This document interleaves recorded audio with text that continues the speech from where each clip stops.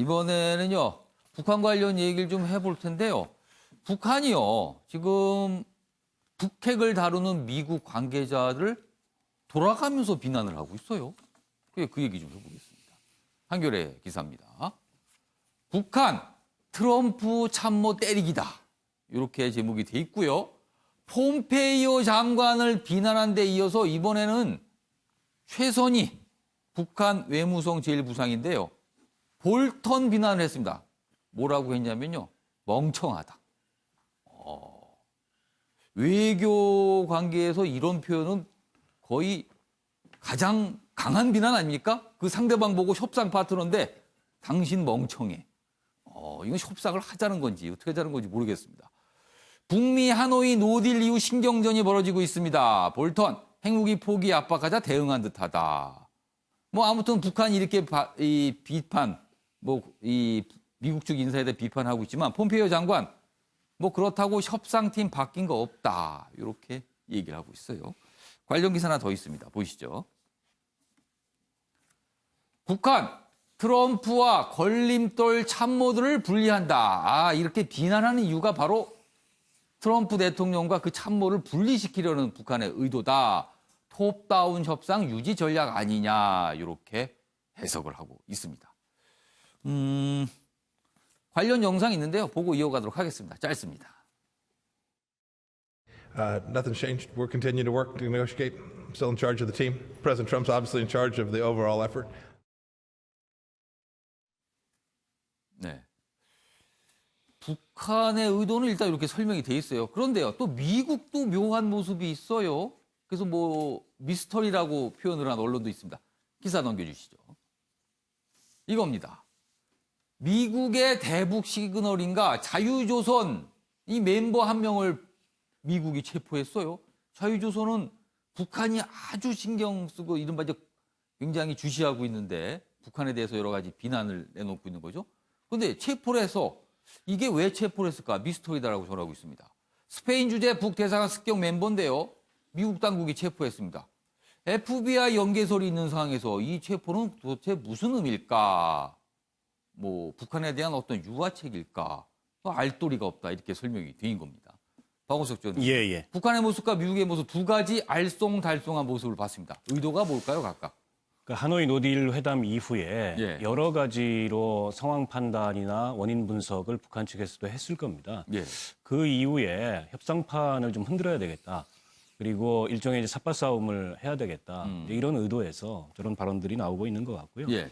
또 한편으로는 책임론을 외부로 어떻게든 돌려야 되지 않습니까? 근데 이걸 트럼프한테 전면으로 돌렸을 때 이건 판 자체가 깨질 우려가 있기 때문에 그보다는 안 되는 거니까. 수위를 좀 낮춰서 참모들에 대한 비난과 교체 요구를 하고 있는데 예. 근데 북한이 비난하고 교체 요구한다 그래서 미국이 협상 대표를 바꾸거나 그런 일은 일어나지 않을 거고 예. 북한도 그건 모르지는 않을 겁니다. 예. 다만 톱다운 협상력을 더 강화시키겠다. 이런 의도는 분명하게 갖고 있는 것 같고 최근에 북한 관계자들이나 또 혹은 북한의 언론에서 나오는 미국 관련된 이러저러한 논평들을 보면 트럼프 대통령에 대한 비난은 거의 없습니다.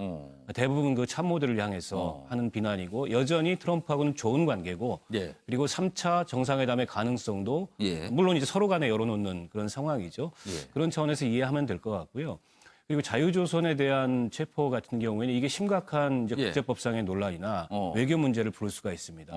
왜 그러냐면 스페인과 미국 간의 외교 갈등 상황이 될 수가 있고 엄연히 스페인 그 자국 내 영토에 있는 북한 대사관에 침입을 해서 그런 일들이 벌어졌고 그 배후에 FBI가 있다. 이런 보도들이 계속 나오고 있기 때문에 미국으로서는 자칫 이것이 스페인과의 외교 갈등으로 더 커지는 문제를 방지해야 되고 또 스페인과 북한 간의 외교 갈등이 될 수도 있고 북한과 미국 간에 보이지 않는 그런 갈등이 될 수 있기 때문에 저는 이 자유조선 관계자를 체포함으로써 일정하게는 수습 국면으로 넘어가려는 게 아닌가. 북한으로서도 사실 이런 어떤 이 반정부 단체를 공공연히 대놓고 비난하거나 이러기가 어려워요.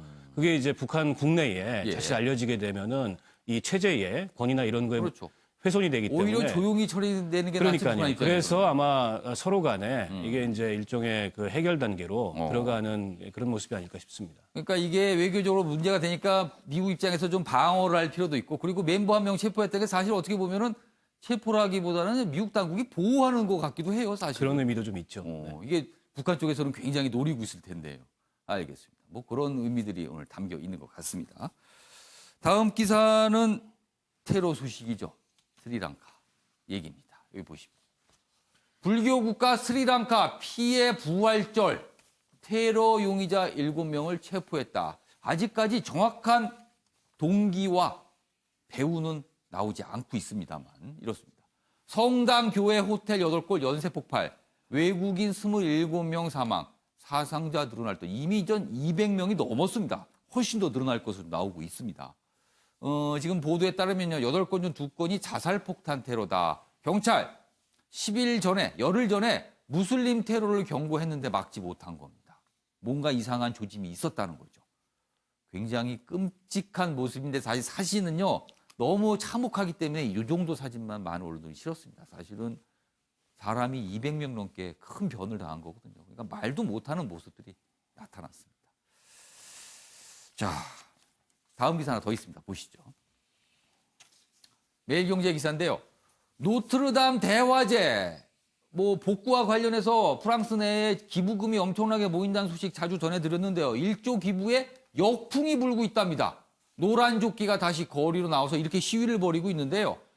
유명한 명품 업체들이 거액 기부한 거 보고 그만큼 프랑스가 양극화된 거 아니냐. 그러니까 노란 조끼 과격 시위를 하는데 다시 시위대들이 나서고 있다. 그러자 마크롱 대통령 25일 대국민 담화를 예정하고 있다. 이렇게 돼 있습니다. 좋은 일인데 역풍이 불고 있다. 프랑스 사정이 복잡합니다. 자, 이번에는요. 박진아 아나운서가 전하는 이슈컷 보겠습니다. 이슈들을 사진으로 살펴보는 시간 이슈컷입니다. 첫 번째 이슈 태그는 텐트입니다. 한강 앞에 형형색색의 텐트들이 설치되어 있습니다. 텐트촌을 방불케 할 만큼 그 수가 많은데요. 어제 서울시는 질서 유지 강화와 쓰레기 처리 등의 내용을 담은 한강공원 청소 개선 대책을 발표했습니다. 전반적인 한강공원의 관리 강화에 나선 건데요. 앞으로 한강공원에 함부로 텐트를 치면 관련 법령에 따라 과태료 100만 원을 내야 한다고 하니까요. 주의하셔야겠습니다. 두 번째 이슈 태그는 야스쿤입니다. 일본 제국주의 상징인 도쿄의 야스쿠니 신사재단에 내각 총리 대신 아베 신조 명의로 마사카키 나무가 세워져 있습니다. 마사카키는 신사재단의 좌우에 세우는 나무인데요. 어제 아베 신조 총리가 이 나무를 춘추 대예제에 공물로 보냈다고 합니다. 아베 총리는 지난 2013년 야스쿠니 신사에 직접 방문해서 참배했다가 한국과 중국 등 주변국으로부터 거센 비판을 받았는데요.